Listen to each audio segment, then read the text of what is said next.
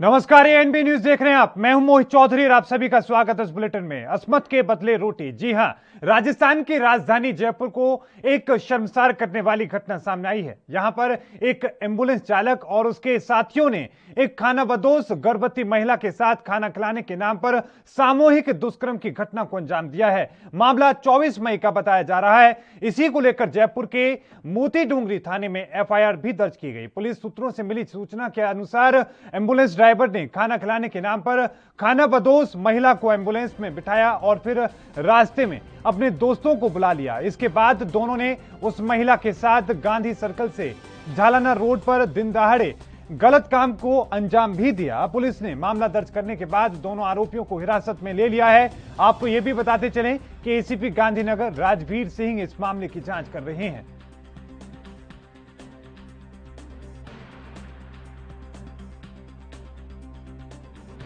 ये देखिए, अभी क्योंकि मामला दर्ज हुआ है और अंडर इन्वेस्टिगेशन हम उसी चीज़ का प्रयास कर रहे हैं कि, लेकिन अभी तक तो उसने जो एफआईआर में जो बताया है उसके अनुसार ये है कि भाई उसको ये कहा गया कि उसको क्योंकि भूख लगी हुई थी तो तुझे हम खाना खिला देते हैं, और उसके बाद में वो कहीं आगे झालाना साइड में लेके गए और वहाँ जाकर उसके सामने। सर, ये एफआईआर के मुताबिक जो रेप हुआ, क्या वो एम्बुलेंस में हुआ? जो रेप हुआ वो एम्बुलेंस में हुआ? प्राइम ऑफिशियल की बात यही सामने। सर, क्या दोनों को पकड़ा जा चुका है आरोपियों को? नहीं, हम उसमें काफी करीब है और निश्चित रूप से उनको पकड़ लेंगे।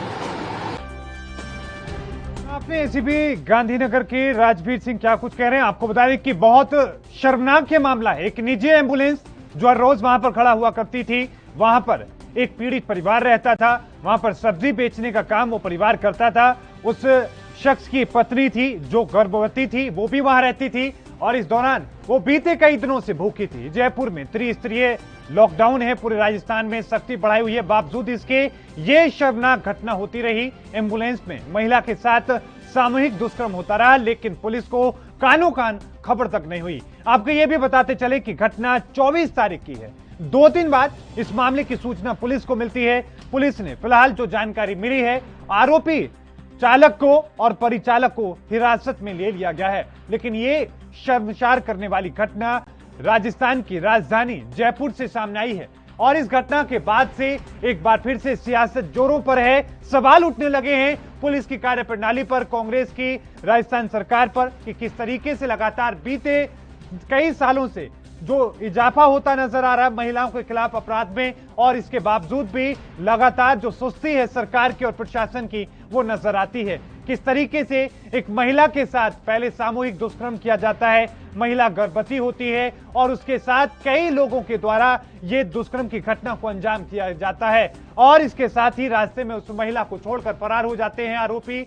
इस पूरे मामले की सूचना जब पुलिस को दी जाती है, पुलिस हरकत में आती है और आरोपियों के बारे में जांच पड़ताल करने की कोशिश करती है। एम्बुलेंस का नंबर अपने सूत्रों के द्वारा, जो उनके सूत्र हैं उनके द्वारा उनको निकाला जाता है और फिर उन आरोपियों को हिरासत में लेकर पूछताछ की जाती है। लेकिन अब आपको यह भी बताते चलें कि अब पीड़ित महिला इंसाफ के लिए दर दर भटकने को मजबूर है। इस पूरे मामले को लेकर सियासत भी जोरों पर है, लेकिन दूसरी तरफ जिस तरीके की स्थिति इस वक्त राजस्थान में हो रखी है, जिस तरह के हालात वहां पर देखने को मिल रहे हैं, उसको लेकर सवाल लगातार उठ रहे हैं। एक हफ्ते की अगर हम बात करें तो आपको बताएं कि 50 से ज्यादा मामले अकेले राजस्थान से सामने आए हैं। आपको यह भी बताते चलें कि लगातार महिलाओं के खिलाफ जो अपराध है वो थमता नजर नहीं आ रहा है, लगातार बढ़ता जा रहा है। और इसी के साथ में आपको यह भी बताते चलें कि आपने एसीपी गांधीनगर राजवीर सिंह का बयान भी सुना। उन्होंने कहा कि इस पूरे मामले को लेकर कदम उठाए जा रहे हैं, कार्रवाई की जा रही है, जांच पड़ताल जारी है। उन्होंने बताया कि महिला भूखी थी और महिला को खाना खिलाने के नाम पर एम्बुलेंस में बिठाया जाता है और उसके बाद इस पूरी घटना को अंजाम दिया जाता है। ये घटना सिर्फ जयपुर की नहीं, ये इस तरह की घटनाएं और भी कई जिलों से सामने आई हैं। आपको बताएं कि भरतपुर में भी अभी 2 दिन पहले इसी तरीके का मामला सामने आया। वहां पर एक महिला के साथ में दुष्कर्म करने के बाद महिला को एक कुएं में फेंक दिया गया। कोटा से मामला सामने आया जहां पर सौतेले पिता ने अपनी बेटियों के साथ ही दुष्कर्म की घटना को अंजाम दिया। तो ये तमाम घटनाएं लगातार देश को शर्मसार करने वाली, प्रदेश को शर्मसार करने वाली सामने आ रही हैं। लेकिन इस तरह की घटनाओं को लेकर सवाल उठने लगे हैं। पर हमारे साथ कांग्रेस से स्वर्णम चतुर्वेदी हैं, आपका भी बहुत बहुत स्वागत है। और इसके साथ ही हमारे साथ विपिन शर्मा है, राजनीतिक विश्लेषक, आपका भी बहुत बहुत स्वागत है सर एएनपी न्यूज पर। सबसे पहले चतुर्वेदी साहब, मैं रुख आप ही का करना चाहूंगा और पूछने की कोशिश ये करूंगा कि आपको शर्म महसूस हो रही है, दुख हो रहा है कि राजधानी में इस तरह की घटना हो रही है? दुर्भाग्यपूर्ण घटना है, इसमें कोई दो राय नहीं है, लेकिन पुलिस ने और प्रशासन ने अपनी तत्परता करते हुए भी घटना जिस वक्त अंजाम दी गई उसके तुरंत पश्चात इन दोनों अभियुक्तों को जयपुर के बाहर भागने का प्रयास कर रहे थे, कुछ 40 किलोमीटर दूर आगे निकल गए थे, वहां से इनको गिरफ्तार भी कर लिया, मेडिकल करा लिया है और सारे जो वारदात की स्थल है उसका तस्दीक करा करके सारी कार्रवाई की गई है। हमारे राजस्थान में जो भी इस तरह की घटना को अंजाम देता है उसके साथ जिस तरह का कहने चाहिए कानूनी कार्रवाई होनी चाहिए वो पूर्णतया की जाती है। और निश्चित रूप से आज हमने ये मिसाल कायम की है कि जब भी ऐसी घटनाएं कायम हुई तो फांसी की आंकड़े बढ़ते क्यों? 20 साल में सबसे ज्यादा अपराध महिलाओं के खिलाफ अगर हुआ है तो आज हो रहा है। जी नहीं, ये गलत आंकड़े आपके पास हैं। अभी तो एनसीआरबी ने आंकड़े जारी नहीं किया। आंकड़े तो अगर आपको मैं बताऊंगा तो आपको राजस्थान के पूर्ववर्ती शासन पे इतनी शर्म आएगी कि आप सोच भी नहीं सकते। प्रतिदिन 10 बलात्कार के मामले रिपोर्ट होते थे पूर्ववर्ती शासन में, आज से 2.5 साल पहले जब बीजेपी का शासन था, और हर दूसरे दिन एक गैंगरेप का मामला रिपोर्ट होता था। राजधानी जयपुर अकेले में जो चुनावी वर्ष था 3,500 से अधिक चेन स्नैचिंग के और मोबाइल स्नैचिंग के मामले आए थे। तो ये सारी चीजों पे तो हमने लगाम लगाई है, क्योंकि हमने अपराधियों को न सिर्फ जेल के सीखों के पीछे भेजा, वरना मिसाल कायम की है यहाँ पे कि 1.5 महीने में जो इस तरह के अपराधी हैं उनको सजा दिलवा करके फांसी के तख्ते तक पहुंचाया करना चाहता हूं। और भी मेहमान रुख उनका करूंगा। ये जो घटना हुई है, गर्भवती महिला के साथ इतनी घिनौनी हरकत की गई, इसके लिए जिम्मेदार कौन है? महिला कई दिन से भूखी थी। राजस्थान में त्रिस्तरीय का आप लोगों ने लॉकडाउन लगा रखा है, हर जगह पर नाके हैं, पुलिस एक्शन में है। जिम्मेदार कौन है आखिरकार इस घटना के लिए?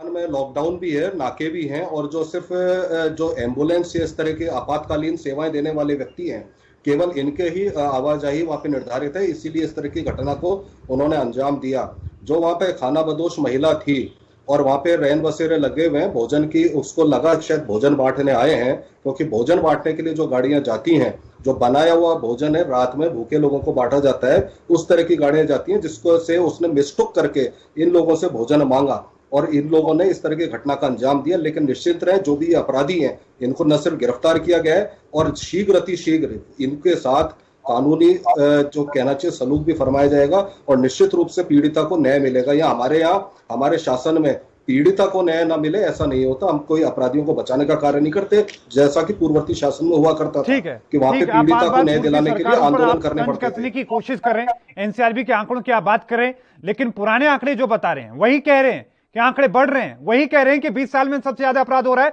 तो अब हो रहा है। वही पुराने आंकड़े जो एनसीआरबी के, उन्हीं के ऊपर मैं बात कर रहा था। चौहान साहब, पुरानी सरकारों पर मैं आऊं, लेकिन उससे पहले इस घटना पर क्या कहेंगे सर? जी, राजस्थान में कहने को त्रिस्तरीय जन अनुशासन लॉकडाउन लगाया गया है और मुख्यमंत्री जी वीसी के द्वारा ये कहते नजर आते हैं कि राजस्थान में कोई भूखा ना सोए। वहीं पे लोग इस तरह से जयपुर अपराधों की राजधानी बनता जा रहा है। और आप देख रहे हैं पिछले कुछ समय से लगातार राजधानी में बलात्कार की घटनाएं घटित हो रही है और जो कल घटनाएं हुई है वो बहुत ही निंदनीय घटनाएं है। अस्मत के बदले रोटी, राजस्थान जो कि एक पधारो हमारे देश की संस्कृति वाला प्रदेश है, वहां पर इस प्रकार की घटना घटित होना बहुत ही निंदनीय है। मैं ये कहना चाहूंगा कि राजस्थान में मुख्यमंत्री जी की नाक के नीचे दिन दहाड़े ऐसी घटनाएं, जब लॉकडाउन के नाम पर कड़ी नाकाबंदियां और पुलिस व्यवस्था की गई है, उसके बावजूद एक चलती कार में एक महिला को ले जा करके उसका बलात्कार किया गया। ये बहुत ही गंभीर घटना है। राजस्थान की पुलिस व्यवस्था और कानून व्यवस्था पर प्रश्न चिन्ह लगाता है। आपको क्या लगता है कि कौन जिम्मेदार इसके लिए है? कौन आखिरकार जिम्मेदार है? सिर्फ इस घटना के लिए नहीं, लगातार जो घटनाएं हो रही हैं, भरतपुर की घटना हमने देखी, कोटा की हमने घटना देखी, वो बीते 2 दिन पहले की घटना है। पूरे राजस्थान में बलात्कार की घटनाएं बढ़ती जा रही है। इसके लिए कानून व्यवस्था और राजस्थान की सरकार जिम्मेदार है। अपने आप को अति संवेदनशील कहे जाने वाले मुख्यमंत्री को इस्तीफा दे देना चाहिए। उनसे कानून व्यवस्था संभल नहीं रही है। राजस्थान में आए दिन आपराधिक घटनाएं बढ़ती जा रही है, जबकि अभी कुछ ही दिनों पहले इंडिया टुडे की एक डेटा इंटेलिजेंस यूनिट ने राजस्थान को Rajasthan is the worst state for women security, ये करार दिया। राजस्थान को सबसे खराब राज्य का दर्जा दिया है उन्होंने इंडिया टुडे की डाटा इंटेलिजेंस यूनिट ने। ये मुख्यमंत्री जी के लिए शर्म का विषय है, उनको इस्तीफा दे देना चाहिए। ठीक है विपिन शर्मा जी, रुख में आपका करना चाहूंगा, एक बात समझने की कोशिश करूंगा कि इस तरह की घटनाएं किसी भी प्रदेश में हो शर्मनाक है, दुखद है, नहीं होनी चाहिए, लेकिन इस तरह की घटनाएं लॉकडाउन में भी हो रही हैं। सख्ती है पहले के मुकाबले, पहले से ज्यादा सतर्क हैं लोग, बावजूद इसकी इस तरह की घटनाएं होती हैं, क्या कहेंगे सर? मोहित जी, मैं सर्वप्रथम ये कहूंगा कि सबसे ज्यादा जो इस घटना ने शर्मसार करा है, और आज हमारा सर शर्म के मारे झुका हुआ है, और यहाँ पर पूरे देश की छवि को कलंकित करा गया है। क्योंकि आप देखिए कि एम्बुलेंस के अंदर यहाँ पर एक तरफ हम लोग कोरोना के साथ जंग लड़ रहे हैं, वैश्विक महामारी का दौर है, ये कोरोना की सुनामी चल रही है, और ये विपक्ष ही है जो घेरती है सरकार को। निश्चित बात है घेरना चाहिए अगर कोई कमी है केंद्र सरकार की, मोदी सरकार की, लेकिन आज उन्हीं के प्रदेश में ऐसी शर्मसार करने वाली घटना होती है, और वो भी एम्बुलेंस में, तो लोगों का विश्वास कहां जाएगा? एक तरफ आपको लोगों को आश्वस्त करना है कि हम लोग आपके साथ हैं एम्बुलेंस के अंदर, और वो एम्बुलेंस चालक इस तरह से कर रहा है, ये कमाल की संवेदना दिखाई जा रही है। महिला भूखी थी सर, कई दिनों से भूखी थी महिला। हाँ जी, मैं वही तो बात बोल रहा हूं आपको कि यहाँ पर ये देखिए, पहले दिल्ली में जब निर्भया कांड हुआ, उसके बाद हमने पूरे जन आक्रोश जो देखने को मिला था, लोग सड़कों पे उतरे थे, कैंडल लाइट मार्च निकाला था, उसके बाद प्रतिज्ञा ली थी पूरे देशवासियों ने कि अब आगे से ऐसे कुछ नहीं होने देंगे, चाहे कोई भी हो, किसी भी राजनीतिक दल से उसका नाता हो, वहां पर जो गलत है उसको गलत बोला जाएगा, और उसके लिए मांग एक ही उठेगी, कड़ी से कड़ी सजा। यहाँ पर आपको एक नजीर अच्छी पेश करनी चाहिए थी कि यहाँ पर आप लोगों को आश्वस्त करें कि हम लोग आपके साथ हैं। हमने पहले कुछ समय पहले देखा कि जब जो एम्बुलेंस है उसके दाम एयर एम्बुलेंस से ज्यादा थे, ये तो पूरे देश की बात मैं बता रहा हूं, फिर कैपिंग हुई, उस पर रोक लगाई गई, नकेल कसी गई, तब आपने देखा कि एम्बुलेंस को जो मनमानी कर रहे थे अपने तरीके से, यहां पर एम्बुलेंस चालक इस तरह की हरकत करेगा तो लोगों का विश्वास किया जाएगा। स्वास्थ्य चिकित्सकों लोग जितने भी जो भी इस समय हम इनको योद्धा बोल रहे हैं, जो इस समय जान की बाजी लगाकर ये सुनिश्चित करने में लगे हैं कि एक आम आदमी बिल्कुल महफूज रहे, सुरक्षित रहे, यहां पर आप एक महिला के साथ ऐसा दुष्कर्म करते हैं, और वो भी खाने को लेकर, तो सोचे लोगों का विश्वास कितना बड़ा विश्वासघात है। लेकिन सर नाकामी नहीं है क्या प्रदेश सरकारों की, उन लोगों की जो अपने पीठ थपथपा रहे, वो लोग कह रहे हैं कि हम लोगों तक खाना पहुंचा रहे, हम सुरक्षा दे रहे। मतलब आप देखिए कि एक आम आदमी पूरा देश में क्या सोचेगा कि हम लोग एक गुहार लगाने जाए तो किसके पास जाएं? एम्बुलेंस चालक अगर ऐसी हरकत करेगा तो यहाँ पर तो देखिए, अभी भी मैं कहता हूँ देरी नहीं हुई है, राजनीति नहीं होनी चाहिए। वो अलग बात है कि जब हाथरस में हुआ तो नाम नहीं लेना चाहता मैं, क्योंकि ये वक्त उस चीज के लिए है नहीं, इस समय उपयुक्त नहीं है। यहाँ पर जो राजनीति देखने को मिली हाथरस में कि कैसे बड़े बड़े नेता लोग पहुंचे थे वहां पर अपनी संवेदना दिखाने, लेकिन यहाँ पर यह समझना पड़ेगा कि आपको एक अच्छी मिसाल कायम करनी है, आपको ये लोगों को भरोसा दिलाना है कि हम लोग आपके साथ हैं। और यहाँ पर तो आजादी है, हर राज्य को केंद्र सरकार की तरफ से आजादी मिली हुई है। आप फेडरल स्ट्रक्चर की जब बात करते हैं, उसकी दुहाई देते हैं, आपको आजादी मिली हुई, अपने तरीके से आप लॉकडाउन की घोषणा करें, आपको वीकेंड पूरा हफ्ते का कर्फ्यू करना है, लॉकडाउन करना है, नाइट कर्फ्यू लगाना है, वीकेंड कर्फ्यू लगाना है, आपको हर तरह की आजादी मिली हुई है। जब किल्लत किसी चीज की मचती है, बिल्कुल जो जायज है, मैं उस बात को नकार नहीं रहा, जब ऑक्सीजन की किल्लत हुई थी तो वहां पर हर एक दोषारोपण शुरू हो गया था, एक दूसरे पे आरोप प्रत्यारोप, केंद्र सरकारों पे, ये काम नहीं। लेकिन यहाँ पर ये देखना पड़ेगा ये किसकी जिम्मेदारी बनती है। अगर ऐसा एक नहीं, इस पर मैं चतुर्वेदी जी का भी एक कमेंट लेना चाहता हूँ। चतुर्वेदी जी, हालांकि वहां पर रुक करना ठीक नहीं, हाथरस में हमने देखा प्रियंका गांधी पहुंची थी पीड़िता के परिवार से मिलने, क्या इस पीड़ित परिवार से भी मुलाकात करने के लिए पहुंचेंगी? वो उनसे बात करेंगी, मिल नहीं सकती तो क्या फोन पर बात करेंगी? वही जी, मैं आपकी बात का जवाब दे देता हूँ। विपिन जी ने भी जो मुद्दा उठाया और विजय जी ने भी उठाया, आप सिर्फ मुझे इतना सा बता दें, विपिन जी तो स्वतंत्र विश्लेषक हैं, पत्रकार हैं, सिर्फ इतनी सी बता दें कि हाथरस में क्या हुआ था और यहाँ क्या हुआ है। यहाँ पे पीड़ित को न्याय दिलाने के लिए जो अपराधी है वो जेल के सीखचों के बीच में तुरंत भेज दिए गए हैं और उनपे कार्रवाई हो रही है। और हाथरस में क्या हुआ था, एक पीड़िता को न्याय दिलाने की बजाय अपराधियों को बचाने का कार्य हो रहा था, इसलिए आंदोलन हुआ था। आए ना यहाँ पे भारतीय जनता पार्टी के नेता विपक्ष में आए और यहाँ पे लगाए ना आरोप कि किसी पीड़ित को नहीं पकड़ा हो, कोई ऐसा आरोप नहीं लगा सकता। यहाँ पे एक पीड़िता को जो है जला करके मार दिया, रात को 2 बजे उसका दाह संस्कार कर दिया, पेट्रोल छिड़क के आग लगा दी, तो जाएंगे नहीं? आंदोलन नहीं होगा क्या? इससे भावनाएं आहत नहीं होंगी? तो ये इन भावनाओं को आहत करने वाला कार्य था जिसके लिए आंदोलन होगा। और हमने यहाँ पे पीड़िता को न्याय दिलाने के लिए नहीं, चतुर्वेदी जी मेरी दो बातें सर। चतुर्वेदी जी, महिला भूखी थी, कई दिनों से भूखी थी, जो हमें जानकारी मिली है। महिला गर्भवती थी, ये छोटी बात आपको नजर आ रही है? एक महिला के साथ दुष्कर्म छोड़िए, किसी की हिम्मत कैसे हो गई गलत नजरों से देखने की? क्या हमारी पुलिस इतनी नाकाम है? देखिए, पुलिस नाकाम अगर होती तो अपराधी पकड़े नहीं जाते। अपराधी तुरंत पकड़े गए, रात में ही जेल के पीछे उनकी तस्दीक करवा दी गई और आज सीखचों के पीछे उनके खिलाफ इस तरह का केस बनाकर के करेंगे क्या? कोटा में दुष्कर्म हुआ, उसको पकड़ लिया गया, उसके बाद भी दुष्कर्म की घटनाएं, भरतपुर में घटना हुई, वहां पर भी इस तरह की घटनाएं। और इसी मामले को लेकर और भी ताजा अपडेट के साथ में मेरी सहयोगी जुड़ चुकी है मुस्कान न्यूज रूम से। मैं रुख उनका करता हूं। मुस्कान, फिलहाल इस पूरे मामले को लेकर ताजा अपडेट क्या, एक बार विस्तार से बताएं।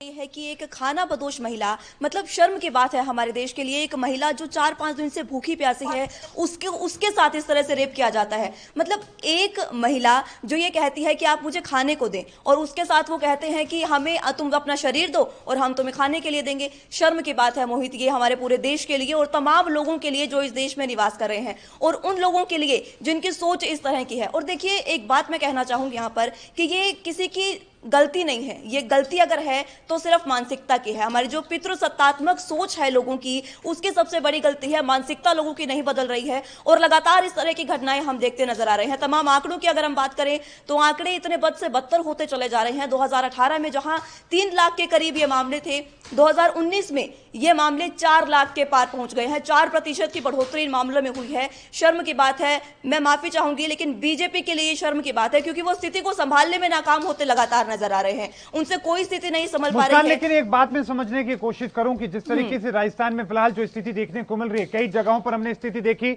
अलवर के हमने केस को देखा कि किस तरीके से गंभीरता वो मामले की थी। हमने देखा 2 दिन पहले भरतपुर में किस तरीके से महिला का दुष्कर्म करके कुएं में उसको फेंक दिया गया। हमने देखा कोटा में किस तरीके से दुष्कर्म की घटनाओं को अंजाम दिया गया। बीते एक हफ्ते के अगर आंकड़े देखें 50 से ज्यादा हैं। इस तरह की घटनाओं को लेकर राजस्थान की कांग्रेस सरकार, अशोक गहलोत सरकार क्या कदम उठाती नजर आ रही है? कदम तो देखिए मोहित, इस समय कोई भी सरकार नहीं उठा रही है। एक मैं आपको बताना चाहूंगी, त्रिस्तरीय जन अनुशासन सख्त लॉकडाउन, ये नाम है जो गहलोत सरकार ने लॉकडाउन का रखा है राजस्थान में। वहां पर ये राजस्थान में लॉकडाउन है, इतनी ज्यादा सख्ती है वहां पर। हर नाके पर, हर चौक चौराहे पर नाके लगे हुए हैं। मैं कह रही हूँ गली के बाहर तक नाके लगे हुए हैं। उसके बावजूद आप समझ सकते हैं स्थिति को कि एक चलती एम्बुलेंस में इस तरह से ऐसी वारदातें हो जाती है, तो बेहद शर्मनाक स्थिति इस समय हमारे देश में हो रही है। इतना सख्त लॉकडाउन, हर जगह बंदी है, हर जगह पाबंदियां हैं, कोई घर से बाहर नहीं निकल पा रहा है। और इस बीच अगर सवाल उठना लाजमी है तो सिर्फ और सिर्फ प्रशासन और सरकार पर, क्योंकि हर नाके पर, हर चौक चौराहे पर नाके थे और पुलिस मौजूद थी। उसके बावजूद इस तरह की घटना हो रही है, तो आखिर प्रशासन क्या कर रहा है, ये सबसे बड़ा सवाल है। बिल्कुल, लेकिन मोती डोंगरी इलाके का यह मामला है, क्या उस पूरे मामले को लेकर वहां पर जो लोग, जिस इलाके में एक पूरी घटना घटी, क्या उन पुलिसकर्मियों के ऊपर कोई कार्रवाई की गई हो? उन लोगों के ऊपर कार्रवाई की गई हो जिन लोगों की ड्यूटी थी उन नाकों के ऊपर?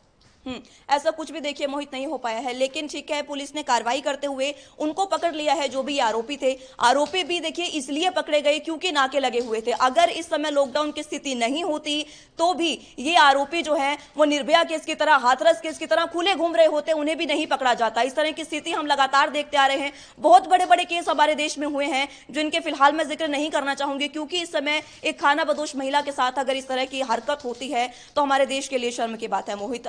कई दिनों से जो महिला थी वो भूखी थी, गर्भवती थी। हमारी सरकारों के लिए शर्मनाक है, ये शर्म की बात है कि उनके राज्य में, उनके प्रदेश में, उनके देश में इस तरीके से एक महिला की अस्मत रोटी के नाम पर लूट ली जाती है। बिल्कुल मोहित, बहुत शर्मनाक ये बात है। यहाँ पर हमारे साथ कांग्रेस के भी प्रवक्ता है, बीजेपी के भी प्रवक्ता है, उन्हीं से तमाम तरह की चीजें हम पूछ लेते हैं। ये सवाल मैं कांग्रेस के प्रवक्ता से पूछना चाहूंगी। बीजेपी पे वो लगातार वार करते रहते हैं। कभी वो कहते हैं कि हमारे पास ऑक्सीजन नहीं है, वेंटिलेटर नहीं है, तमाम तरह की स्थिति पर वो पलटवार करते हैं। लेकिन इस मसले पर क्या वो सवाल उठाएंगे कि बीजेपी स्थिति को संभालने में नाकाम हो गई है? क्या वो खुद ये बात कबूलेंगे कि वो खुद ये स्थिति संभालने में नाकाम हो गए हैं? ठीक है, बिल्कुल। बहुत बहुत धन्यवाद मुस्कान, मेरे साथ जुड़ने के लिए और आपने तमाम जो जानकारी साझा की उसके लिए। चतुर्वेदी सर, सवाल मुस्कान के भी और मेरे भी कि आखिरकार जो हालात हैं इस तरीके के वो कब बदलेंगे?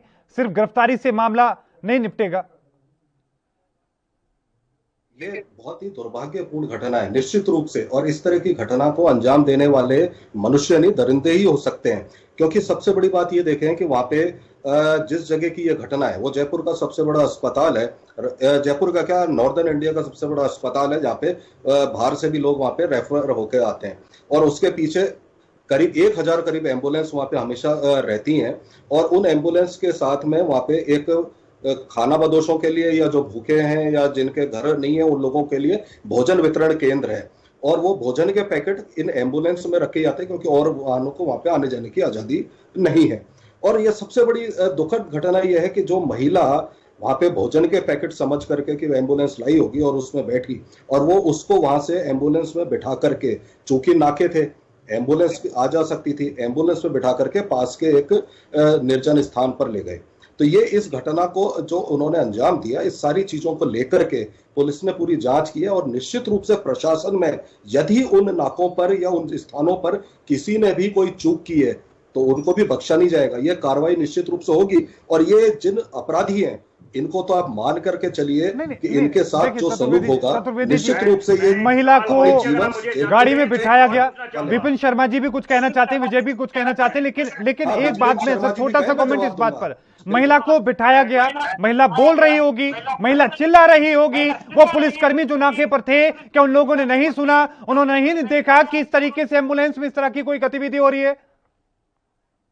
देखिए, मैं आपको ये बता रहा हूं कि जो आपके पास जो घटनाक्रम आया उसकी बजाय मैं आपको बताता हूं। घटना ये हुई थी कि उस महिला को ले गए और ले जाने के बाद जहां भी उन्होंने ये दुष्कर्म को अंजाम दिया, ये चलती हुई एम्बुलेंस में नहीं हुआ। राजवीर चौधरी जिन्होंने जानकारी दी सर, हमने उनका बयान सुनवाया, उन्होंने यही बात कही है। प्रारंभिक जानकारी आपके पास आई थी, ये झालाना के जंगल है, वहां पे ये घटना को अंजाम दिया गया और वहां से वापस लाए, तब लोगों ने नाके पर सुना और उनका पीछा करके उनको अगले नाके पर पकड़ा। यही प्रशासन ने किया। फिर भी अभी तो जांच हो रही है। और आज ही अगर प्रशासनिक कोई चूक है, किसी भी ड्यूटी ऑफिसर की चूक होगी तो निश्चित रूप से कार्रवाई होगी, क्योंकि इस तरह की घटना को हम नजरअंदाज नहीं करते। हमारी संवेदनशील सरकार है, हम संवेदनाएं रखते हैं। यदि कोई गलत ठीक है विजय जी, मैं आपका रुख करूं, लेकिन उससे पहले विपिन शर्मा जी आप कुछ कहना चाहते हैं, लेकिन मैं सवाल ये पूछना चाहता हूं, आपके ऊपर भी उन्होंने टिप्पणी की कि यहाँ की घटना अलग है और हाथरस की घटना अलग है, लेकिन घटना कैसी भी हो, महिला की अस्मत लूट ली जाती है और इस तरह की घटनाओं को देखकर हम सिर्फ सियासी रोटियां सेकने का काम करते हैं। बिल्कुल मोहित जी, मैं चतुर्वेदी जी की बात का जवाब भी दूंगा, एक सवाल भी इनसे पूछूंगा। इनकी बात अपनी जगह दुरुस्त है कि जब हाथरस के साथ ये तुलना करते हैं उस समय इन्होंने बोला कि वहां पर देखिए क्या कार्रवाई हुई और यहां पर हम लोग तुरंत कार्रवाई करके हमने एफआईआर भी दर्ज करी और उसके बाद हमने गिरफ्तारी भी कर ली। लेकिन सवाल ये उठता है, मेरा दो सवाल है इनसे कि पहली बात ये कैसे आश्वस्त करेंगी, जैसे दिल्ली में ऑटो चालकों को आप अनुशासित करते हैं, वहां पर उनको एक तरह से उनको एक इंडक्शन प्रोग्राम देते हैं, आप उनको बताते हैं कि आपने क्या, कैब ड्राइवर्स के साथ करते हैं कि क्या डूज एंड डोंट्स हैं, कि आप लोगों महिलाओं के प्रति कैसे आपको अनुशासित रहना है।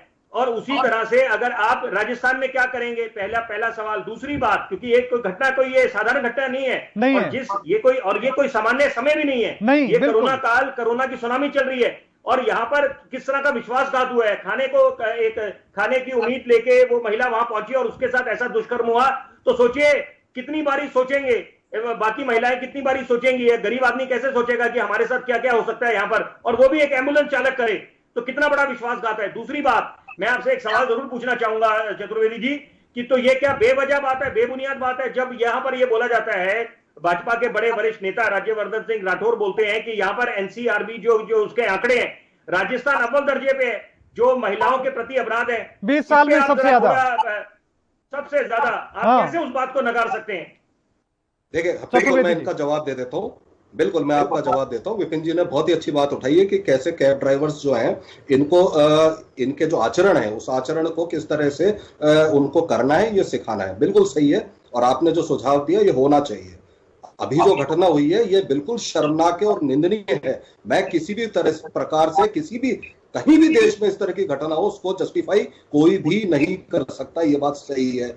आपने अभी एनसीआरबी के आंकड़े की बात की, विपिन शर्मा जी, मैं आपसे निवेदन करता हूं, आप खुद एक बार आप देख लें आखिरी बार केंद्र सरकार द्वारा एनसीआरबी के आंकड़े कौन से सन के जारी किए गए, एक बार देखें आप। इसमें मैं तो छुपा नहीं सकता, ये तो आंकड़े पोर्टल पे केंद्र सरकार द्वारा जारी होते हैं कि राजस्थान सरकार तो जारी करती नहीं है, पर इसको देख लें हमारे यहाँ पे। लेकिन हमने एक पहल की है, इस तरह के घटनाक्रम होते रहे, और चूंकि पूर्ववर्ती भाजपा शासन के दौरान दुष्कर्मियों को सजा दिलाना तो छोड़िए, उनकी एफआईआर दर्ज नहीं होती थी, उसके लिए बड़े बड़े आंदोलन हुए, हमने भी किए। इस कारण से यहाँ पे पहल करते हुए निर्णय लिया कि कोई भी अगर शिकायत लेके आएगा किसी भी थाने में, उसकी एफआईआर दर्ज करना यहाँ पे कंपलसरी है, ये राजस्थान है। और अगर थाना इंचार्ज दर्ज नहीं करेगा तो उच्च अधिकारी डीएसपी के पास या एसपी के पास सीधे जाकर के शिकायत दर्ज कराई जा सकती है, और जो थाना अधिकारी उसको दर्ज नहीं कर रहा है उसके खिलाफ सरकार कार्रवाई करती है। इसलिए हमने पहले भी कहा कि अपराध के आंकड़े, अपराध दर्ज होने के आंकड़े बढ़ेंगे निश्चित रूप से, क्योंकि हमने एफआईआर दर्ज करना कंपलसरी किया है। लेकिन सर ये हो ही क्यों रहे हैं? आखिरकार इस तरह की घटनाएं हो ही क्यों जाती है? गिरफ्तारी हो गई, सख्तियां हो गई, फिर भी बावजूद इसकी इस तरह की स्थिति हो क्यों जाती है? लेकिन उससे पहले विजय जी का भी कमेंट लेना चाहता हूं मैं। विजय जी, इस तरह की घटनाएं हो जाती हैं, राज्य सरकारें कदम उठाती हैं, गिरफ्तारी के दावे करती है, कहती है कि हम सख्ती कर रहे हैं, इस तरह के मामलों को लेकर कदम उठा रहे हैं, लेकिन ये नाकामी है हमारी। ये राजस्थान को शर्मसार करने वाली ये घटना, इस घटना पर चतुर्वेदी जी राजस्थान सरकार का बचाव करने का प्रयास कर रहे हैं, जबकि मैं ये कहना चाहूंगा कि मुख्यमंत्री जी बार बार अपने वीसी के माध्यम से ये कह रहे हैं कि राजस्थान में कोई भूखा ना सोए, और एक गरीब महिला को रोटी के लिए, सिर्फ रोटी के लिए दर दर भटकना पड़ रहा है, और उसको कुछ आपराधिक तत्वों के द्वारा उठाकर ले जाकर बलात्कार की घटना को अंजाम दिया जाता है। ऐसे समय में कहाँ है आपके नेता प्रियंका गांधी जी, जो ये महिला सुरक्षा की बातें करती है, और राजस्थान के इस शर्मनाक मॉडल पर क्या कहेंगे? क्यों, कब वो पीड़ितों के परिजन से मिलेगी, वो ये कह रहे हैं कि हमने गिरफ्तारी कर ली है, वो ये कह रहे हैं कि हमने जो आरोपी उनको गिरफ्तार कर लिया, हिरासत में ले लिया हमने। राजस्थान की राजधानी में इस तरह की आपराधिक घटनाएं आए दिन हो रही है, आए दिन अपराधियों द्वारा इस तरह की घटनाओं को अंजाम बोलना चाहता हूँ। इस चर्चा में एक बड़ी अहम बात लेके आना चाहता हूँ जी विपिन जी, और मैं ये विश्वास रखता हूं कि दोनों जो सम्मानित प्रवक्ता बैठे हैं भाजपा के और कांग्रेस को, वो मेरी बात से इत्तेफाक रखेंगे और वो इस बात को जरा गंभीरता से लेंगे। आप मेरे को अगर इजाजत देते हैं तो मोहित जी। विपिन जी अपनी बात पूरी करें। देखिए, जब नदियों में शव बहाए गए, वहां पर अंतरराष्ट्रीय, ये हम सबका देश है, चतुर्वेदी जी का भी ये देश है, चौहान साहब का भी देश है, हम लोग सब देश प्रेमी है। जो इस देश में रहता है, स्वाभाविक बात है, हम लोग अपने देश से प्रेम करते हैं। यहां पर जब नदियों में शव बहाए गए, वहां पर अंतरराष्ट्रीय पटल में हमारे देश का मजाक उड़ाया गया, बोला देखिए यहां पर क्या हालत हो गई है, और ये पाकिस्तान बन गया है, क्योंकि पाकिस्तान के वजीर आजम इमरान खान से स्थिति जब संभली नहीं, उन्होंने कोरोना की हालत तो छोड़िए, अस्पताल बनाने की, मैं आपको बीच में रोक रहा हूं, बीच में आपको रोक रहा हूं। हमारे साथ हनुमान बेनीवाल जी जुड़ चुके हैं, सांसद हैं, आपका बहुत बहुत स्वागत है सर एएनपी न्यूज पर। बेनीवाल साहब, ये बड़ी घटना हुई है, जयपुर में एक गर्भवती महिला के साथ में खाना देने के नाम पर दुष्कर्म किया गया है, क्या कहेंगे सर आप? एम्बुलेंस कर्मियों ने जो दुष्कर्म किया, ये घटना निंदनीय है जी। ऐसे लोगों को चौराहे पे फांसी पे लटकाना चाहिए। दिल्ली की सरकार एक कानून लेके आई है कि भाई जो दुष्कर्म करते हैं उनको मृत्यु दंड तक की सजा का प्रावधान है। लेकिन मैं तो ये कहना चाहूंगा कि मोदी जी को देश में ऐसा कानून बनाना चाहिए। वैसे तो मोदी जी की सरकार अब की बार फेल्योर साबित हो रही देश के अंदर, जो कोरोना के अंदर लाखों जाने गई, लेकिन उम्मीद उनसे ही करेंगे क्योंकि अभी उनकी सरकार है, तो हम बार बार ये प्रयास भी करते हैं ऐसा कड़ा कानून बने। और कानून बनते हैं, चालान भी होते हैं, लेकिन ये रेप केस में फांसी की सजा भी होती है, तो 5-5-10 साल तक लोग राष्ट्रपति से गुहार लगाते हैं, आगे हाई कोर्ट जाते हैं, सुप्रीम कोर्ट जाते हैं, तो इन दरिंदों को सजा नहीं मिलती। ऐसा सजा में प्रावधान हो कि ऐसे लोगों को 1 माह के भीतर चार्जशीट पेश करे और चौराहे पर लटकाए, ताकि कानून का भय लोगों के अंदर रहे। और ये राजधानी जयपुर बलात्कारियों का और अपराधियों का अड्डा बन चुकी है, चाहे बीजेपी की सरकार रही वसुंधरा की, चाहे गहलोत की सरकार रही। अपराध राजस्थान में सबसे ज्यादा हो गया और महिला अपराध में राजस्थान 1 नंबर पर जा रहा है, जो सरकारें जिम्मेदार है दोनों। लेकिन बेनीवाल साहब, एक बात और समझने की कोशिश करूंगा। एक तरफ मुख्यमंत्री हैं, वो ये कह रहे हैं कि हम खाना लोगों तक पहुंचा रहे हैं, मदद कर रहे हैं, वो महिला कई दिन से भूखी थी। जी कोई नहीं पहुंचा रहे साहब, मेरी बात सुनो। मुख्यमंत्री जी दिल्ली वालों के पाले में ज्ञान डाल रहे हैं कि हमें वैक्सीनेशन नहीं दिया, ऑक्सीजन नहीं हुआ, और दिल्ली वाले कह रहे हैं कि यहाँ कांग्रेस की सरकार है इसलिए इनको घूमने दो। अब ये कांग्रेस और भाजपा की लड़ाई के अंदर राजस्थान में हजारों नौजवान इस बार कोरोना की भेंट चढ़ गए, उनकी जान चली गई, परिवार खाली हो गए। दोनों जिम्मेदार है। न तो मुख्यमंत्री जी अपनी बात करने और करने में अंतर है, और बीजेपी के नेता खाली बयान दे रहे हैं ऐसी कमरों के अंदर, क्योंकि उनको पता बाहर जाने से कोरोना हो सकता है। तो खाली टेलीविजन पे और सोशल मीडिया पे ये दिख रहे हैं, बाकी सड़कों पे और उस जगह नहीं दिख रहे हैं। कोई काम नहीं कर रहा है, यहाँ नकारा सरकार है और लोग इसका जवाब देंगे। बेनीवाल साहब, एक कमेंट और लेना चाहूंगा। 50 से ज्यादा घटनाएं ऐसी हुई हैं इस हफ्ते राजस्थान में। इन तरह की घटनाओं को रोकने के लिए क्या लगता है कि सरकार को क्या कदम उठाने चाहिए? सरकार को जितने भी भ्रष्ट अधिकारियों की जो फील्ड पोस्टिंग होती है, पुलिस महकमे से लोग अपराधी डरते हैं, वो चाहे बीजेपी का राज रहे, कांग्रेस का, वही एसपी, आईजी और डीआईजी और एडीएसपी, डीवाईएसपी, थानेदार वही नजर आते। कोई किसी एमएलए के मार पर लग जाता। सरकार को ईमानदार लोगों की मतलब वो पूरा फीडबैक लेके डिजायर प्रथा पे जो थाना अधिकारी से लेके एसपी लगता है, इसको खत्म करना चाहिए। और पुलिस का इकबाल जिंदा हो। राजस्थान में सबसे ज्यादा पुलिस पिटती है देश के अंदर, आप देखो राजस्थान में पुलिस पिटती रहती है। तो पुलिस का डर नहीं अपराधियों के अंदर, पुलिस का भय हो, अपराधी पुलिस से डरे। या हालात एक थानों में दुष्कर्म हो रहे हैं, थाने से एक व्यक्ति को उठा के अपराधी आए AK-47 लेके और पपला को उठा के लेके यहाँ पिछले दिनों। और ये जो राजस्थान के अंदर जेलों में जो क्राइम हो रहा है, अभी जेल तोड़ के 3 जेल तोड़ते पाते। राजस्थान अभी देश के अंदर अपराधियों की ऐशगार, उसका कारण भारतीय जनता पार्टी और कांग्रेस के बड़े नेता है जो अपराधियों को खुलेआम संरक्षण देता है। पुलिस का इकबाल कायम हो, पुलिस का भय है, इसके लिए अच्छे अफसरों की नियुक्ति फील्ड के अंदर होनी चाहिए। इससे निश्चित रूप से मैसेज जाएगा और अपराधों को रोका जा सकता है। और नेताओं को भी आगे आके अपराधियों से मुंह मोड़ना चाहिए, उनको संरक्षण नहीं देना चाहिए। ये नेताओं से भी मैं अपील करता हूँ। बिल्कुल, बहुत बहुत धन्यवाद हनुमान बेनीवाल साहब अपना कीमती वक्त हमारे साथ साझा करने के लिए। तो नागौर से सांसद हमारे साथ जुड़े। विपिन शर्मा जी, आप अपनी बात पूरी करें, उसके बाद फिर मैं चतुर्वेदी जी से भी इसका जो रुख करूंगा, जवाब लेना चाहूंगा। जी विपिन जी। बिल्कुल, देखिए मैं अपनी बात इसको पूरा करता हूं कि मैं ये बोल रहा था कि अंतर्राष्ट्रीय पटल पे जब शव नदियों में देखे गए तो वहां पर अंतर्राष्ट्रीय पटल में यहाँ पर खिल्ली उड़ी गई, देश की छवि धूमिल हुई। तो यहाँ पर अगर यही बात, अगर आप सिक्के का दूसरा पहलू लें, अगर ये बोला जाए कि देखिए हिंदुस्तान के एक प्रदेश में यहाँ पर एक एम्बुलेंस चालक की जिसपे पूरा जो कि इस समय जो बिल्कुल ही कोरोना योद्धा की तरह सामने आए हुए हैं और वही दुष्कर्म कर रहे हैं महिला के साथ, और वो भी एक खाने को लेकर की, खाने के लिए वो गई महिला और उसके साथ छलावा करके उसके साथ दुष्कर्म हो जाता है। तो सोचिए तब अंतरराष्ट्रीय पटल पे क्या होगा। तो यहाँ पर आज हम देखिए ये रूल सबके लिए अप्लाई होता है। मेरा कहने का मतलब बिल्कुल एक साफ है कि यहाँ पर कुछ मामले जो हमारे खुद के राष्ट्र हित के होते हैं, देश की जहां पर छवि होती है, आप खामियों को उजागर करिए। और यहाँ पर तो एकजुट होना चाहिए। यहाँ पर हम लोग अपना समय व्यतीत कर देते हैं आरोप प्रत्यारोप में कि वहां पर किसी को बोला नहीं। अब देखिए चतुर्वेदी जी कह रहे हैं कि हमने तो गिरफ्तारी कर ली, हमने तो हिरासत में उनको ले लिया, तो ये उपलब्धि नहीं होगी ना आपकी। हमको तो ये घटनाएं आखिरकार क्यों हो रही है, किसी की इतनी हिम्मत कैसे हो रही है? और अब तो मैंने इनको तभी वो सुझाव दिया, मैंने बोला जैसे दिल्ली में कैब ड्राइवर्स को अनुशासित करा जाता है, उनको कुछ प्रोग्राम्स दिए जाते हैं, इंडक्शन ओरिएंटेशन प्रोग्राम्स होते हैं, ताकि वो बढ़िया तरीके से महिलाओं के प्रति उनका जो व्यवहार हो वो बढ़िया रहे। बिल्कुल उसी तरह से ये राजस्थान में भी ऐसी पहल करें, ऑटो चालकों और जितने बाकी जो इतने ज्यादा शिक्षित लोग नहीं है उनके साथ की, ताकि वो एक महिलाओं के साथ जो उनका व्यवहार रहे वो बढ़िया रहे। बिल्कुल कोई ऐसा दुष्कर्म ना हो, क्योंकि ये आंकड़े बेबुनियाद नहीं है। अगर ये एक तरफ इनकी अगर बात मान भी लेते हैं कि अगर हम वर्तमान आंकड़ों की तरफ जाते हैं कि 2021 के आंकड़े क्या है, लेकिन फिर भी आप इस बात को नकार नहीं सकते। चतुर्वेदी जी, मैं चतुर्वेदी जी का रुख करूं, लेकिन उससे पहले एक दर्शक हमारे साथ जुड़े हैं, करण चौधरी, आपका बहुत बहुत स्वागत है सर, क्या कहना चाहेंगे आप? जी मोहित जी, मेरा नाम रामकरण चौधरी है, चूरू तारानगर से बात कर रहा हूँ, राजस्थान से मैं। जी सर। ये विजय चौहान जी बीजेपी से बैठे हैं। सबसे पहले तो मैं इनसे सवाल करना चाहूंगा, विपक्ष में ये क्या भूमिका निभा रहे हैं? राजस्थान में इस तरह की चीजें हो रही है, 8 माह की गर्भवती ने रोटी मांगी है तो गैंगरेप कर दिया गया, गैंगरेप हुआ है वो भी एम्बुलेंस में। मैं पूछता हूं आखिर बिसाती क्या होती है खानाबदोश महिला की?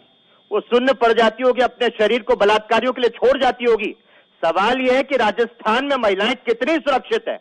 हमारे विश्व गुरु भारत देश में या फिर पधारो हमारे देश वाले राजस्थान में बलात्कार के जो मामले हैं वो नित्य नए मामले सामने आ रहे हैं। बलात्कार ने मानव सभ्यता के विकास को झुठला दिया है। आज मोहित जी, उन्नाव, सूरत, एटा, छत्तीसगढ़, राजस्थान, इन सारी घटनाओं ने सवाल खड़ा कर दिया है, क्या भारत के लोग क्या यौन आतुर रहते हैं क्या? और उन महिलाओं के लिए कहना चाहूंगा, अपने शब्दों के माध्यम से कहना चाहूंगा, गुनगुना कर कहना चाहूंगा, पेड़ों की शाखों से पत्तियों से टूटकर गिर रही हैं ये लड़कियां। अरे चलती हुई एम्बुलेंस से जिंदा लाशें बनकर गिर रही हैं लड़कियां। कभी तंदूरों में, कभी घरों में अपने जल रही हैं लड़कियां। जल रही है लड़कियां, आखिर क्यों, आखिर कब तक? और ये सवाल विपक्ष यानी कि विजय चौहान जी, बीजेपी वाले जो बैठे हैं, इनसे मैं लेना चाहूंगा, जवाब लेना चाहूंगा। विजय जी जवाब दीजिए। बिल्कुल बिल्कुल विजय जी जवाब।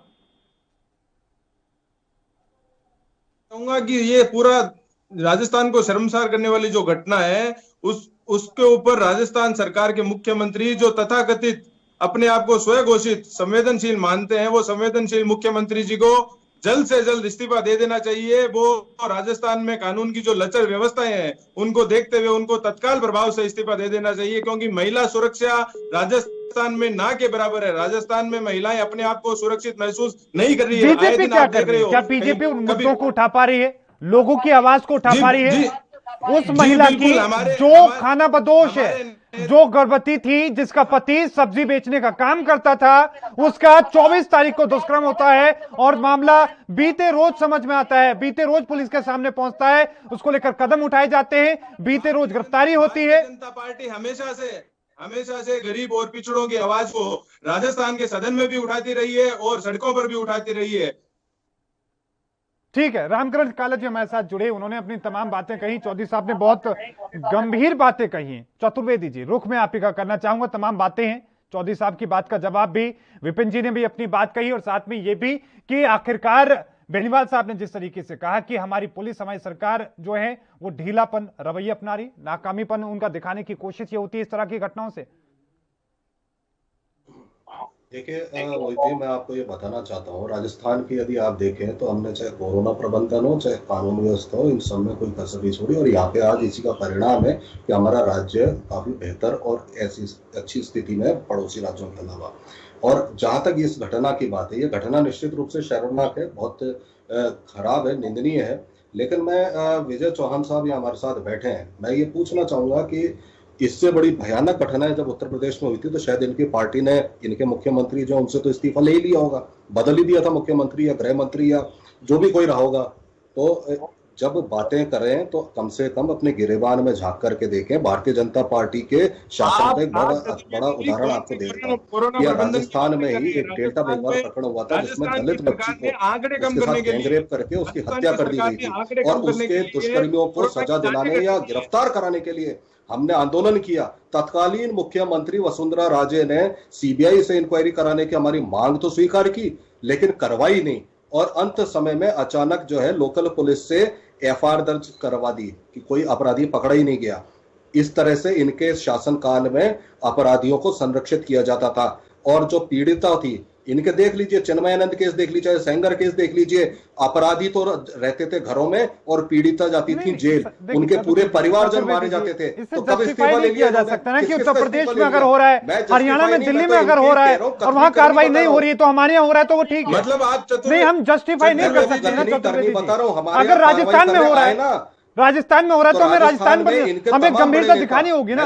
और सिर्फ एक जयपुर की बात नहीं है, चाहे कोटा में हो या भरतपुर में हो चतुर्वेदी जी, आखिरकार इस तरह की जो मानसिकता लोगों के मन में है, पुलिस का जो भय है वो कम क्यों हो रहा है आखिरकार? बिल्कुल इसी पर आ रहा हूं मैं, ये जो भय कम हो रहा है इसी को कायम करना है। हमारा शासन आया है, पुलिस का डंडा और पुलिस का इकबाल बुलंद करने में हमने कोई कसर नहीं छोड़ी। आज लोगों को फांसी के तख्ते से लेकर के जेल के सीखचों तक पीछे पहुंचाया है, तो ये पुलिस पहुंचा रही। किसी अपराधी को बख्शा नहीं गया, चाहे छोटा अपराध हो चाहे बड़ा अपराध हो, दुष्कर्म का अपराध ये तो बर्दाश्त ही नहीं होगा। एक अपराधी यहाँ पे छूटा नहीं है जो जेल नहीं गया हो और 2 महीने के अंदर अंदर जिसका कन्विक्शन नहीं हो, मैं कह रहा हूं कन्विक्शन रेट जिसमें सजा मिली अपराधियों को, ये हमने दिलवाई है, रिकॉर्ड कायम किया। 17 दिन में फांसी की सजा मिली। यहाँ पे अगर ऐसे दुष्कर्म के आरोपी रहे और इनको भी मिलेगी, आप और हम 1 महीने 1.5 महीने के अंदर अंदर इनको सजा पाते हुए भी देखेंगे। तो ये कोई कसर हम छोड़ने वाले हमें नहीं है। उम्मीद है कि जल्दी सजा हो, लेकिन उससे भी ज्यादा उम्मीद हम ये करते हैं कि आगे किसी की इतनी हिम्मत न हो कि किसी महिला के खिलाफ इस तरह की मानसिकता लेकर वो इस तरह की कोई घटना को अंजाम दे। विपिन जी, आखिरी पड़ाव में हम लोग हैं, आपका तो अच्छा खासा अनुभव कहता है, वो क्या आखिरकार क्या लगता है कि सरकारों को किस तरीके से कदम उठाना चाहिए, पुलिस को किस तरीके से कदम उठाना चाहिए, समाज के लोगों को किस तरीके से कदम उठाना चाहिए, ताकि समाज के जो ये दरिंदे हैं वो निकलकर सामने आए, इन्हें पकड़ा जाए, लेकिन इस तरह की घटनाएं ना घट सकें। मैं चतुर्वेदी जी से एक बात कहना चाहूंगा। चौहान साहब रुक करूंगा कि अगर हम खास तौर पे, एक मिनट चौहान जी, एक मिनट, अगर हम लोग खास तौर पे बात करें जयपुर की, जो गोल्डन ट्रायंगल के उसमें आता है कि आप दिल्ली, आगरा, जयपुर लोग जो जाते हैं, सिर्फ ये तवज्जो नहीं देनी चाहिए कि सिर्फ एक वहां की लोकल महिलाओं के लिए आप कानून व्यवस्था बढ़िया रखें, उनकी सुरक्षा बढ़िया रहे। कोई भी महिला, कोई बाहर से भी आए, हिंदुस्तान के किसी भी कोने से, देश विदेश से कहीं आए, तो हर एक के लिए ऐसी एक सुरक्षा के पुख्ता कदम होने चाहिए कि ताकि हर कोई सुरक्षित महसूस करे। क्योंकि यहां पर आप खुद समझे कि एक तरह हम लोग किस दौर में जी रहे हैं। यहां पर हम बीमारियों को भी अलग अलग नाम दे रहे हैं, मोदी स्ट्रेन बोलते हैं यहां पर, और ये भी कहीं की समझ नहीं है। और दूसरी तरफ ये भी कहीं की समझ नहीं है कि हमारी राज्य हैं, जितने हिंदुस्तान के राज्य हैं वो हमारे सबके राज्य हैं, हमारे हिंदुस्तान के अभिन्न हिस्सा है। हम वहां पर एक बिल्कुल विपिन जी, मैं आपको बीच में रोक रहा हूं। एक और दर्शक इस बीच हमारे साथ जुड़ी हैं, शिखा, आपका बहुत बहुत स्वागत है मैम एएनबी न्यूज पर। क्या कहना चाहेंगे आप? जी मोहित जी, मैं शिखा बोल रही हूँ हरियाणा से। मैं शुरुआत से ही आपका कार्यक्रम देख रही थी, जिसमें तमाम आपके जो भी प्रवक्ता बैठे हैं उनकी मैंने पूरी बातें सुनी है। ये फिलहाल जो है मुद्दे से भटकना चाह रहे हैं, कोरोना की बात कर रहे हैं, ऑक्सीजन की बात कर रहे हैं, लेकिन मुद्दे की बात फिलहाल कोई नहीं कर रहा है। मैं हरियाणा से बोल रही हूँ। ठीक है, राजस्थान में कांग्रेस की सरकार है, लेकिन मैं बीजेपी प्रवक्ता से पूछना चाहूंगी, हरियाणा में तो उन्हीं की सरकार है ना। हरियाणा में इस तरह के मामले लगातार सामने आ रहे हैं। मैं आपको बता दूं, 2019 की बात अगर हम करें तो 2019 में हरियाणा में 10.9% मामले दुष्कर्म के महिलाओं के प्रति दाखिल हुए हैं, दर्ज हुए हैं। और न जाने कितने ही ऐसे मामले होंगे जो अभी दाखिल भी नहीं हुए होंगे, जो बेकार बंद रह गए होंगे एक कमरे में बंद होकर महिलाएं, क्योंकि कई महिलाएं ऐसी हैं जो अपनी इज्जत के लिए, उनके माँ बाप की इज्जत के लिए वो नहीं सामने आ पाती हैं। 10.9% महिलाएं जो मामले दर्ज हुए हैं, और इस बीच कई मामले ऐसे हैं जो दर्ज नहीं हुए हैं। हम भी एक महिलाएं हैं, हम भी काम करते हैं। इसका मतलब तो ये हुआ कि हमें घर से बाहर निकलने का भी अधिकार नहीं है। सोच लोगों की ऐसी हो गई है। बिल्कुल बिल्कुल, बहुत बहुत धन्यवाद शिखा जी अपने विचार हमारे साथ साझा करने के लिए। विपिन शर्मा जी, वही बात है कि सिर्फ ये जयपुर, राजस्थान, दिल्ली, मध्य प्रदेश, हरियाणा की बात नहीं है, ये हमारी जो समाज के अंदर आखिरकार इस तरह की मानसिकता है वो कैसे खत्म हो। वही है, देखिए कोई आईपीएल मैच नहीं है यहाँ पर कि हमने देखना है कि कौन सी टीम जीत रही है। ये हमारे जितने राज्य हैं वो देश के अभिन्न हिस्सा हैं, और ये कुछ मामलों में हर एक को, राजनीतिक पक्ष हो विपक्ष हो, सबको एक स्वर में स्वर मिलाना चाहिए। और खासतौर पे जैसे ये महिलाओं के प्रति बढ़ते अपराध को, तो वहां पर भी अगर हम राजनीति करें, एक दूसरे पे लांछन लगाते रहे, तो आप समाधान निकल गया फिर तो यहाँ पर ये समझना पड़ेगा कि अगर हमने गंभीरता से अभी नहीं लिया तो बहुत देर हो जाएगी। वैसे ही विलंब हो गया है। आपने निर्भय के बाद एक पूरे देश ने प्रतिज्ञा ली थी कि अब हम दोबारा निर्भय नहीं होने देंगे, लेकिन उसके बाद भी हम देखते हैं सामूहिक बलात्कार के कितने मामले आए। और ये तो निश्चित बात है, पूरे देश की छवि को शर्मसार करने वाली बात हुई है, जो घटना हुई है कि एक एम्बुलेंस चालक ऐसी घटना को अंजाम दे रहा है। तो यहाँ पर अब अच्छी बात है कि गिरफ्तारी होगी, आज वो जेल की सलाखों के पीछे है, लेकिन एक और अच्छी नजीर पेश करनी चाहिए जितने भी राज्य सरकारें हैं, और यहाँ पर शासन प्रशासन को भी आगे बढ़कर और उनके प्रवक्ताओं को भी आगे आना चाहिए, सरकार के नुमाइंदों को, कि ताकि आश्वस्त करें एक आम आदमी को कि वो बिल्कुल सुरक्षित है और उनकी सुरक्षा की जिम्मेदारी सरकार लेती है। ठीक है, और पल्ला कोई नहीं झाड़ सकता, किसी को ये हक नहीं मिलता कि पल्ला झाड़े। बिल्कुल, झाड़ना भी नहीं चाहिए, जिम्मेदारी है हमारी और हर एक शख्स की। विजय जी, मैं रुख आपका करना चाहूंगा। हमारे साथ दर्शक जुड़ी, उन्होंने बताया कि तस्वीरें सिर्फ एक या दो राज्यों की नहीं है, हरियाणा में भी स्थिति ऐसी ही है, वहां पर भी इस तरह की घटनाएं हो रही हैं। क्या लग रहा है सर, क्या कदम उठाने की जरूरत है आखिरकार इस तरह के जो लोग हैं, घिनौने लोग हैं, उन लोगों की मानसिकता को बदला जा सके, इस तरह की घटनाओं को रोका जा सके? बलात्कार से संबंधित कानूनों में और ज्यादा मजबूती लाई जाने की आवश्यकता है, और जो ऐसे अपराधी होते हैं उनको सख्त से सख्त सजा दी जानी चाहिए और तत्काल तुरंत प्रभाव से दी जानी चाहिए। इसका जो प्रोसीजर है वो लंबे समय तक नहीं टाला जाना चाहिए और जल्द से जल्द इनको सजा देनी चाहिए। बलात्कार की घटनाएं पूरे भारत में कहीं पे भी हो, किसी भी राज्य में हो, हम भारतीय जनता पार्टी पूरी उन सभी घटनाओं की निंदा करती है और यही चाहती है, और हम इसके लिए कटिबद्ध है कि जल्द से जल्द ऐसे मामलों को निपटाया जाए और दोषियों को कम से कम फांसी की सजा मिलनी चाहिए। मैं चतुर्वेदी जी का रुख करूं, लेकिन उससे पहले एक बात बहुत लगातार ये कही जाती है कि नेताओं की शह पर नेताओं का संरक्षण, चाहे बीजेपी का हो या कांग्रेस का हो। बेनीवाल साहब का आपने बयान सुना भी, विपिन शर्मा जी, क्या ये होता है ऐसा?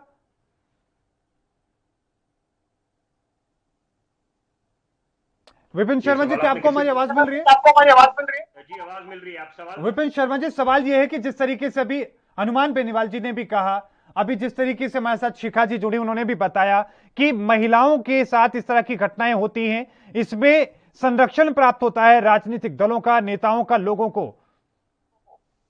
नहीं, बिल्कुल ये बात, इसको आप इस बात को सरे से खारिज नहीं कर सकते, क्योंकि अमूमन देखा जाता है कि संरक्षण उनको मिलता है तभी इनको शय मिलती है, और तभी ये लोग अपने नापाक मंसूबों में उसको अंजाम देने में कामयाब हो जाते हैं। तो यहां पर अगर वही मैं उसी बात को दोबारा दोहराऊंगा कि अच्छी अगर नजीर पेश करी जाए, कुछ ऐसे पुख्ता कदम उठाए जाएं, उनको आप सरकार अपनी तरफ से देखिए। यहां पर मैं भाजपा सरकार को निश्चित उनसे सवाल पूछूंगा, उनके नुमाइंदे यहां पर बैठे हैं, कि यहां पर आप बड़ी बड़ी महत्वाकांक्षी योजना लेके आए, उसका स्वागत है। आप रिफॉर्म्स के नाम पे आप किसान का कानून भी लेकर आए, उसी तरह से महिलाओं के प्रति जो अपराध बढ़ता जा रहा है और उसके क्राइम ग्राफ को घटाने के लिए, उसको नीचे लाने के लिए, उस पर नकेल कसने के लिए आप क्या कदम उठाएंगे? क्योंकि यहाँ पर आपका दायित्व है। यहाँ पर प्रधानमंत्री खुद आगे आए, मन की बात जब वो करते हैं रविवार को, तो वहां पर वो आश्वस्त करें देश की जनता को और खासतौर पे महिलाओं को। बिल्कुल बिल्कुल। चतुर्वेदी जी, इस तरह की घटनाओं को रोका जा सके, इस तरह की घटनाएं किसी की और बहन बेटी के साथ में इस तरह की घटना ना हो, क्या लग रहा है कि क्या कदम उठाने की जरूरत है? सरकारें उठाती है, प्रशासन सख्ती भी दिखाता है, बावजूद इसके इस तरह की घटनाएं होती हैं। क्या आपका अनुभव कहता है, क्या कदम उठने चाहिए? देखिए, ये एक सामाजिक कुरीति है। प्रशासन तो केवल सजा दिला सकता है, फांसी पे चढ़ा देगा, लेकिन इसका सबसे बड़ा कारण यह है, हमें माइंडसेट चेंज करना पड़ेगा लोगों को अपना माइंडसेट चेंज करके एक सबको इज्जत की नजर से, सबको एक इस नजर से देखना पड़ेगा जो बराबरी की नजर होती है। आप ऐसा नहीं कि अपराध करने के उद्देश्य से बाहर निकले घर के, बल्कि आप कानून की पालना करने के लिए घर से बाहर निकले। अपराध घटाए जा सकते हैं और अगर हमारे राज्य में महिलाएं ही सभी सुरक्षित है, हम आश्वस्त करते हैं कि हमारे राज्य में महिलाएं ही सभी लगा, तो वो भी जेल के चालकों के पीछे गया, यहाँ किसी को बख्शा नहीं जाता। लेकिन मैं फिर कहना चाहता हूँ कि ये एक प्रवृत्ति है, इस प्रवृत्ति को समाज से निकालना होगा, क्योंकि अपराधी जो हैं उनको सरकारें सजाएं दे सकती हैं, लेकिन अपराध अब की जो प्रवृत्ति दिमाग में घुसी हुई है उसको लोगों को, समाज के लोगों को मिलकर के दूर करना होगा। और मैं निवेदन करना चाहूंगा सभी देशवासियों से कि इस तरह के कार्यों से बचें, ये अपराध। लेकिन चतुर्वेदी जी, एक बात और मैं समझने की कोशिश करूं, लोग बचे, ठीक है, विपिन जी भी इस पर कुछ कहना चाहते हैं, लेकिन आखिरकार ये खामियां तो हमसे ही हुई हैं, गलतियां तो हमसे ही हुई हैं कि एक महिला को आखिरकार भूखा क्यों रहना पड़ा, क्यों आखिरकार वो 2-3 दिन से भूखी वहां पर महिला रोड पर बैठी रही, और हमारे उन लोगों ने, अधिकारियों ने, जो जिम्मेदार लोगों ने उसका एक बार भी जाकर देखा नहीं। राजधानी के अंदर भी, उस इलाके में जहां पर वहां पर लोग निकलते हैं हर रोज, उसका पति वहां पर सब्जी का ठेला लगाता था, लेकिन लॉकडाउन की वजह से वो नहीं लगा सकता था। नहीं विपिन जी, मेरी बात, मोहित जी सॉरी, मेरी बात सुने। अभी आपके पास सही रिपोर्ट आएगी। उसका पति जो सब्जी का ठेला लगाता था, सब्जी बेचने ही गया था, और सब्जी बेचने के लिए ठेला लगाने की यहाँ पे लॉकडाउन में इजाजत है। सिर्फ एक ही दुकान चल सकती है जो सब्जी ठेले पर बेचते हैं, वो बेचने गया हुआ था। आप रिपोर्ट पता करा लीजिएगा। लेकिन वो महिला वो वहां पे लौट गया, उससे पहले जो खाना बांटने के लिए, मेरी बात सुनिए, वो की नहीं थी, रोज खाना बढ़ता था, जिस जगह पे वो थी खाना लेने ही आई थी, क्योंकि वहीं से ही खाना बढ़ता था। आपके एसीपी गांधीनगर राजवीर चौधरी का बयान है सर, उन्होंने कहा कि महिला भूखी थी, कई दिनों से भूखी थी महिला, और वो एम्बुलेंस चालक वहां पर आते हैं, उसको बिठाते हैं और उसके बाद इस तरह की घटनाओं को अंजाम देते हैं। तो महिला उस वक्त प्रतिदिन जो खाना पड़ता था जिस स्थान पर, वहां आई थी, यही घटना है। वो खाना लेने ही आई थी, उसको ये लगा कि खाना लेकर के एम्बुलेंस में लोग आए, तो ये इसीलिए वहां गई थी। और निश्चित रूप से जो घटना हुई है इसमें जो अपराधी हैं कड़े से कड़ा दंड उनको मिलेगा, यहाँ पे कोई इसमें दो राय नहीं है और कोई बचने की उनकी गुंजाइश नहीं है। नजीर पेश होगी, बिल्कुल सही कहा विपिन जी ने, नजीर पेश होगी। अपराधियों में भय बनाना ये पुलिस का काम है और इसमें कोई कोताही बरती नहीं जाएगी। विपिन जी कुछ कहना चाहते हैं, लेकिन आखिरी कमेंट के रूप में विपिन जी आपके पास आ रहा हूं मैं, और सवाल यही बात में कि आखिरकार संदेश आप क्या देंगे, सिर्फ समाज के लिए नहीं बल्कि उन लोगों के लिए भी जो इस तरह की मानसिकता रखते हैं, ताकि वो इस तरह की हिम्मत ना करें। जी, इस चर्चा में एक बहुत अहम बात बोलना चाहता हूं। मैं चतुर्वेदी जी की एक बात से जरूर सहमत हूं कि यहाँ पर वो बोलते हैं कि ये एक सामाजिक कुरीति है और एक ऐसी प्रवृत्ति बन गई है, ये इसको आपको मिलजुल कर ही सामना करना पड़ेगा। लेकिन सवाल ये उठता है, $1 मिलियन सवाल ये है कि जैसे कंसेंसस, हमारे तो यहाँ कंसेंसस वो मुमकिन ही नहीं हो सकता कि हम लोग ये समझे कि सर्वदलीय बैठक बैठे कुछ मुद्दों पर, क्योंकि ये बात समझ आती है। देखिए कि तो ये कैरेक्टर बिल्डिंग की हम बात करते हैं, होलिस्टिक एजुकेशन दी जाए बच्चों को, लेकिन हमारे यहाँ पर पक्ष और विपक्ष कुछ ऐसे मुद्दे, अपेक्षा ये करी जाती है कि कुछ राजनीति आप अपनी करिए, सियासी रोटी अपनी सेकिए, लेकिन कुछ मामलों में कम से कम हाथ जोड़ के एक आम आदमी आपसे आग्रह करता रहता है, कुछ मामलों में आप अपनी राय एक साथ बनाएं ताकि कुछ समाधान निकल पाए ज्वलन मुद्दों का। नहीं तो बातें यूं की यूं रह जाएंगी और दुष्कर्म जो हो रहा है महिलाओं के साथ वो ऐसा ही होता रहेगा, थमेगा नहीं कभी। ठीक है सर, बहुत बहुत धन्यवाद आप तीनों मेहमानों का, आपने अपना कीमती वक्त हमारे साथ साझा किया, इस चर्चा में हिस्सा लिया, और हमारी कोशिश है कि आखिरकार इस तरह की जो घटनाएं हो जाती हैं उन घटनाओं को लेकर सरकार किस तरीके से कदम उठाती है, प्रशासन किस तरीके से कदम उठाते हैं, उन लोगों की हिम्मत कैसे हो जाती है इस तरह की घटनाओं को अंजाम देने की। लेकिन साथ में लगातार खबरों के लिए देखते रहिए एनबी न्यूज। मुझे दीजिए इजाजत, धन्यवाद।